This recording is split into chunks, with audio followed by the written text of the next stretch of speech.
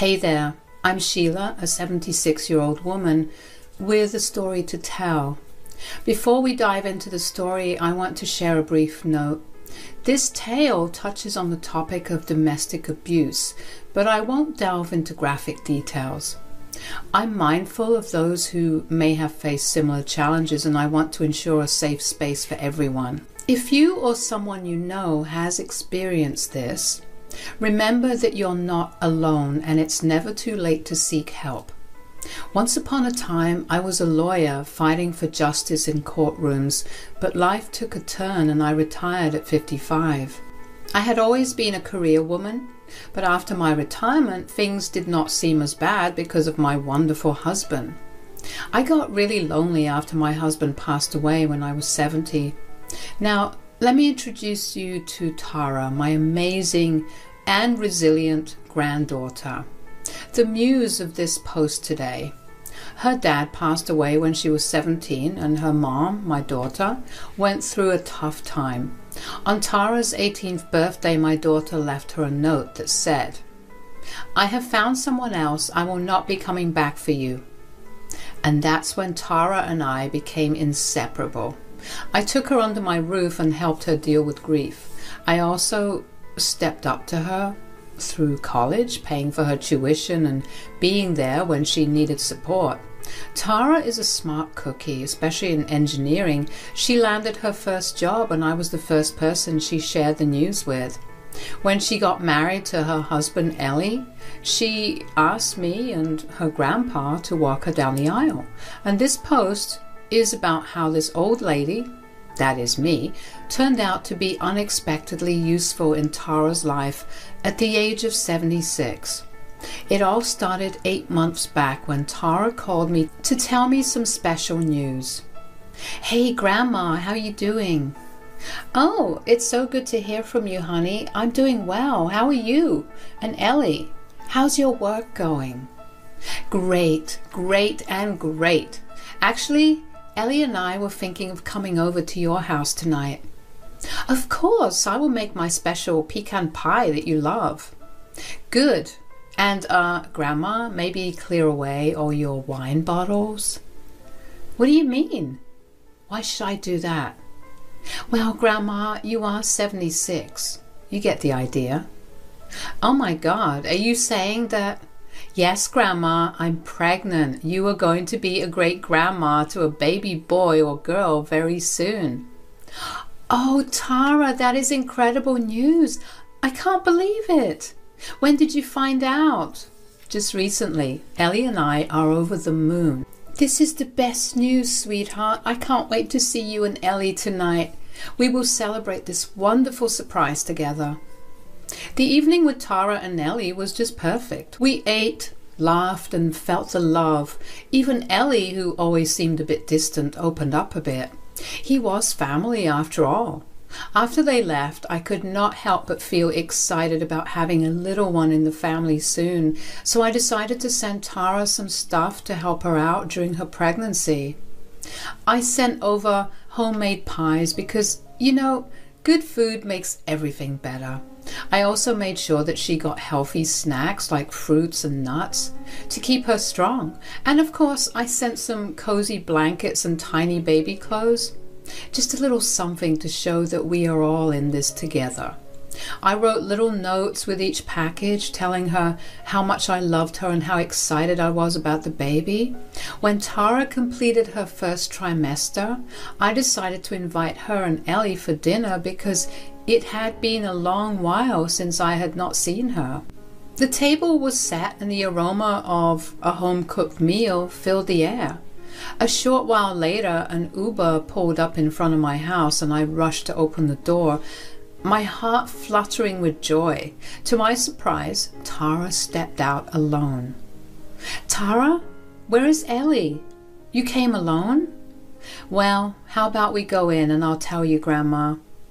We both stepped inside the living room and Tara took a seat. "Oh, it smells delicious in here." "It must be the peanut butter brownies. Oh, look, your bump has started to show. You look so beautiful and graceful, my darling." "Thanks, Grandma. So, what happened to Ellie?" Well, there is a lot I need to tell you, Grandma. Firstly, I quit my job. Wow, that was a decision I never saw coming. I wanted this pregnancy to be a time to enjoy, and I want to be focused on only that. And then, when I thought about it, I would not be going back to work for a long time after the baby arrived. So getting off work for a while seemed like the right option. Yeah, you made the right decision. Motherhood is a beautiful thing, full of joys you don't want to miss out on. It's just that Ellie and I had a little fight about it. I was helping my mother-in-law, Tanya, pay her mortgage with my paycheck every month, and I told him I would not be able to do it anymore. Really? And he got mad at you for that? You know it's not fair. You were kind enough to help his mom in the first place, and now... Grandma, relax. Relax. We have little fights like this all the time, trust me. He can be a bit of a mama's boy sometimes, but we always make up. Are you sure you're going to be fine? Of course, Grandma, he loves me. I bet he's going to come home from work tomorrow with my favorite chocolates, begging for my forgiveness. Well, I hope so. But make sure he knows it's not right to be upset with you during this special time.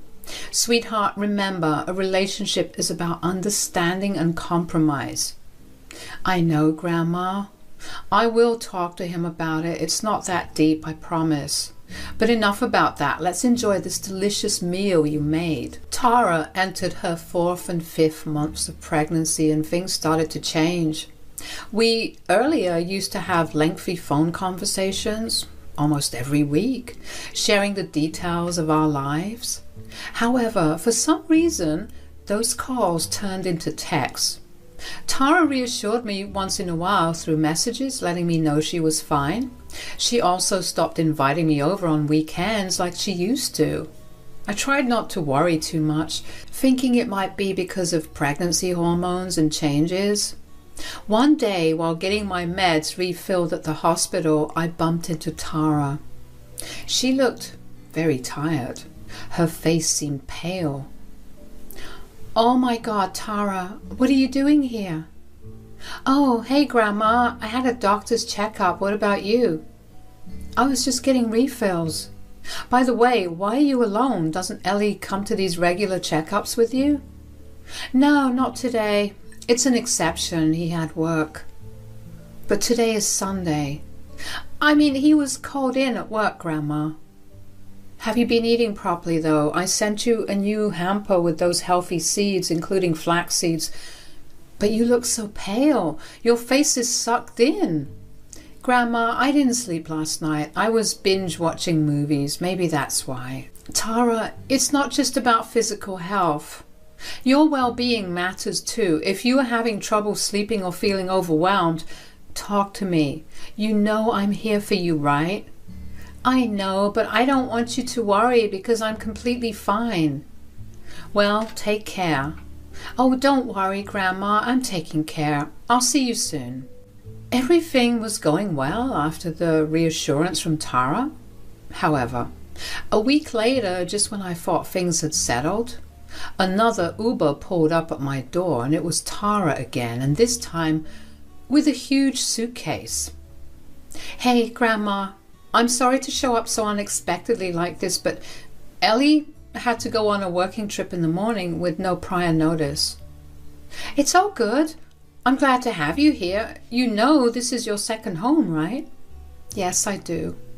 I just did not want to be on my own and miss Ellie, so I thought I would rather come over here and spend some time with you. Ellie does not know how long it's going to take him, so I packed a big suitcase just in case. Ha, that even brings me more joy. I'll be able to spend time with you again like in the old days, and we can have movie marathons. I was hoping you would say that. I have missed our movie nights. Well, you're always welcome here. Now, let us get that suitcase settled and we can catch up over a cup of tea. How about that? Sounds perfect, Grandma. Tara and I had a blast during her stay. It felt like the old days. But better, without all the trauma. Our mornings became a ritual. Tara doing a bit of yoga and me reading the newspaper. We enjoyed healthy meals, worked on little DIY projects for the upcoming baby's room, and had loads of fun. Tara started gaining her health back. Her once sucked-in cheeks were not as prominent anymore. It had been a week of joy and reconnection. One morning, as I headed to her room to give her the green smoothie we had adopted into our routine, I walked in on her video chatting with Ellie. "Hey there, Sheila. How's everything?" "Oh, hey, Ellie. How is your work trip treating you?" "Work trip? Oh, yeah, that. It's going really well. Can't wait to get back and see Tara." "That's sweet, honey." "Tara? Why don't you ditch the sweatshirt? It's scorching here. Why wear that in summer?" "Grandma, I'm just feeling cold. My body's going through some interesting changes during this time." "Tara, you better keep it on. We don't want you to catch a cold." "Sure thing. Well, hopefully we'll see each other soon." "Absolutely." "Bye, Ellie. Take care." "Bye, Sheila." 2 days had passed since Ellie's video call, and Tara and I were comfortably seated on the couch. I was completing a blanket I had started crocheting for the upcoming winters, and Tara was engrossed in a magazine. The atmosphere was peaceful until suddenly there was a loud banging on the door. It was a strange occurrence, especially when there was a perfectly functional doorbell. The banging sounded aggressive, and Tara and I exchanged concerned glances. Tara started to get up, but I quickly signaled her to sit down. I felt a protective instinct, wanting to shield her from any potential danger. I cautiously approached the door, and without opening it, I shouted, "Who is it?" "It's me, Tanya, Tara's mother-in-law. Please open the door." "Just a sec. I just got out of the shower." I then started whispering to Tara, "Why is your mother-in-law here?" "Please don't let her in, Grandma. She's going to hurt me." "Hurt you? What do you mean?" "Sheila, open the door. I know you're in there." "I'll explain later. Just please don't let her in." "She knows I'm home. I just can't refuse to open the door." "Grandma, please." "Go upstairs and sit in my bedroom. I will tell her you're not around." "All right." Tara ran upstairs and I went and opened the door. "Oh, Tanya, it's been so long. This is so unexpected. I thought you forgot about me." "Hey, Sheila, I'm not here to see you. Where is Tara?" "I'm afraid Tara's not around." "What do you mean? I know Tara's in here." "Whoever told you that has the wrong information. Where is Tara? You have got me all worried about her. Did you talk to your son about this?" "He's the one who told me she's here. Let me come in. I'll have a look around." "Well, I will not allow that. And by the way, you are on my property. If you continue to bother me like this, I can give a call to the cops. So I'm asking you very nicely, Tanya, please get off my property right now. I don't know what it is that my granddaughter has done to upset you, but this behavior is not acceptable at all." "Well, I'm leaving your property right now, but we will get even some other time, Sheila." Tanya walked off down the sidewalk, engrossed in her phone. 5 minutes later, an Uber arrived and she left. As soon as she was out of sight, I called for Tara and she came downstairs. The atmosphere was heavy with confusion. I could sense that Tara was hiding something from me, and it left me deeply worried. "Tara, there's a lot you need to share. What was that commotion about? I had no idea your mother-in-law could be so unpleasant. Does she treat you like this regularly?" "It's more complicated than it looks, Grandma." "Honey, talk to me. I am genuinely worried." "Well, Grandma, Tanya has not always been kind to me. Even when I was helping with her mortgage, she was never appreciative. Ellie said it was just her way and I should endure it, but when I quit my job and refused to pay her mortgage, things got worse. Not just her, but my sister-in-law Amy too. They would show up at our place almost every day when Ellie was away at work and make my life miserable." "Goodness, Tara, why didn't you tell me? Those ungrateful people, and what do you mean by make your life miserable? It started with ordering me around, forcing me to cook 5-course meals for them. If I did not comply, they'd badmouth me, saying as a stay-at-home mom I should follow their orders. But it escalated into abuse, both emotionally and physically. Unbelievable, honey. Look at these bruises on my arms. They'd throw things at me, or even pour hot water if I didn't do as they said. The day I came to your house, things got out of hand. That's why you never showed your arms in these sweatshirts. Out of hand? What happened? Ellie was at home all along. There was no work trip. Amy and Tanya came over, bad-mouthing me in front of Ellie. He stayed silent. When I stood up for myself, they got aggressive. Tanya pushed me and I ended up on the floor. I had to see a doctor before coming here to make sure everything was okay. Tara, I can't believe you went through all of this alone. Why keep it from me? I was scared, Grandma. Scared of what they might do if they found out. I sought help. Tara, you're not alone anymore. We'll face this together. Those two won't get away with what they've done. I just wanted a peaceful life, Grandma.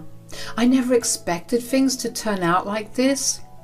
Ellie is still at home and we're not talking. I'm uncertain how long this will continue. The environment isn't safe for my baby. I just want to shield him and make the best choices. Sweetheart, don't worry about going back to that house. With my background as a lawyer, I've encountered cases like these throughout my career. Women can be emotionally manipulated and suppressed to a point where they are scared to speak up. It's easy for others to ask, why didn't she report it? Or why endure the nonsense? But I understand your perspective. You and your little one deserve a safer and better life. I had a plan in mind to bring justice to Tara. We needed some sort of proof. I asked Tara to invite Ellie along with his mom to my house the next day.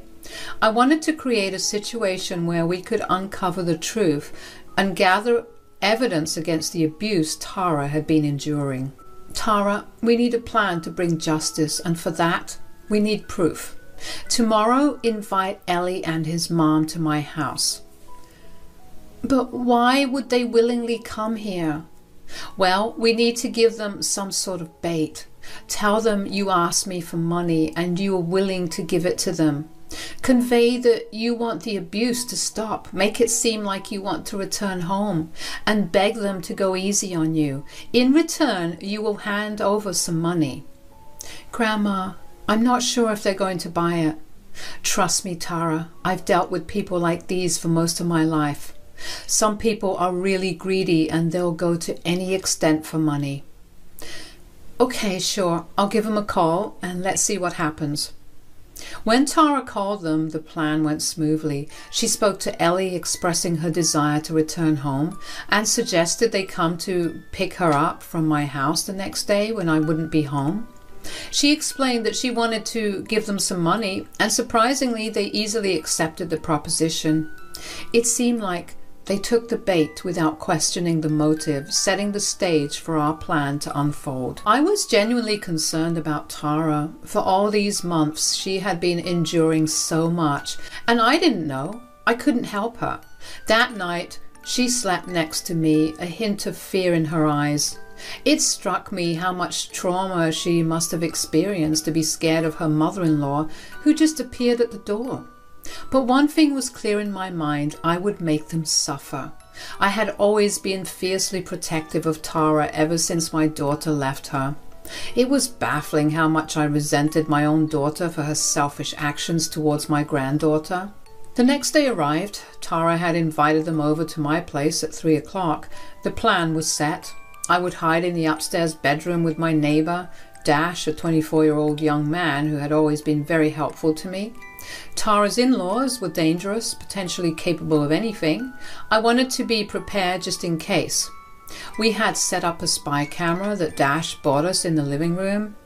I had briefed Tara on what to say to bring out the worst in them, hoping they would indirectly confess to all their crimes. Dash came over to my house, set up the camera, and we stationed ourselves upstairs. From our vantage point, we could overhear everything from downstairs. The camera was in place and the doorbell rang at 3 sharp. Ellie, Tanya, you're here. Yes, we are. I'm here to collect the money you should have paid me months ago.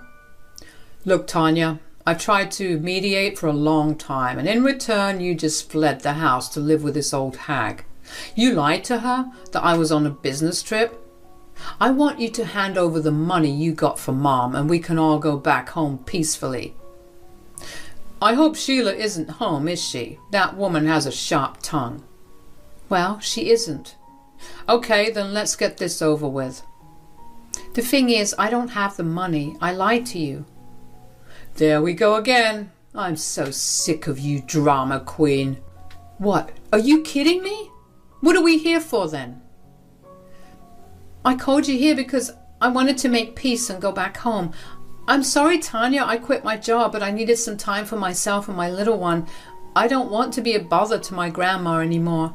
Tanya, when you threw things at me, all I wondered was how could you do that to another woman, especially your own daughter-in-law? And Ellie, you didn't even step up for me.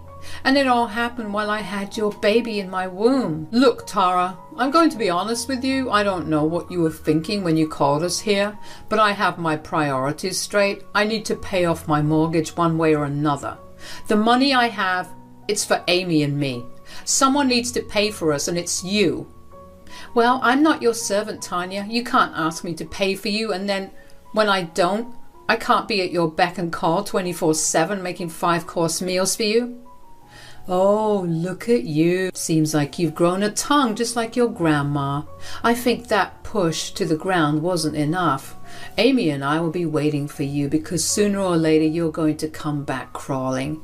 Your old granny cannot keep you forever, and believe me, the next time you're at our place again, things are going to get worse. Everything changes over time, Tanya. Don't be too confident because maybe this time it's you who's going to suffer. And who's going to make me suffer? I will. Tara said what she needed to, and it was followed by a scream. Dash and I rushed down the stairs, and there was Tanya wielding her enormous purse as a weapon. However, she halted mid-swing, and both Ellie and Tanya fixed their eyes on us. What's going on here? This is our family matter. Stay out of it. Oh my God, Tara, what's going on? You said your grandma wasn't home. And who is this guy? Are you cheating on me? Cheating on you? Do you think I'm the kind of person who would do that? He's here to protect me from you and your mom. You guys are unpredictable and have anger issues. Your jig is up, Ellie. Tara doesn't want to stay with you anymore. She's filing for divorce. This has to be a joke. And what, are you going to move in here with your granny? Damn right I am. Not just that, your whole family will pay for your crimes, and I will make sure of it. Mom, I think we should leave. The game is on. No one is going to believe you. We'll see about that. After that wild day, one of my lawyer mentees I've nurtured since their early days joined forces to help Tara. We went to court armed with strong evidence. Ellie's mom and sister ended up behind bars, facing the consequences of their actions. Tara bravely initiated divorce proceedings, cutting ties with the toxicity. Ellie didn't escape either. He spent a month in jail. We are determined to ensure he has no visitation rights for the baby on the way. Tara found refuge in my home, creating a sense of the old days when we leaned on each other. Yet, I want more for Tara. I hope she rediscovers love, a bright spot amid the challenges. Life isn't just tough. There's kindness and love waiting. Now, we eagerly await Tara's due date, just 6 days away. The baby's gender is still a surprise, adding excitement to the anticipation. In a few days, a new chapter begins, bringing with it the joy of a sweet surprise.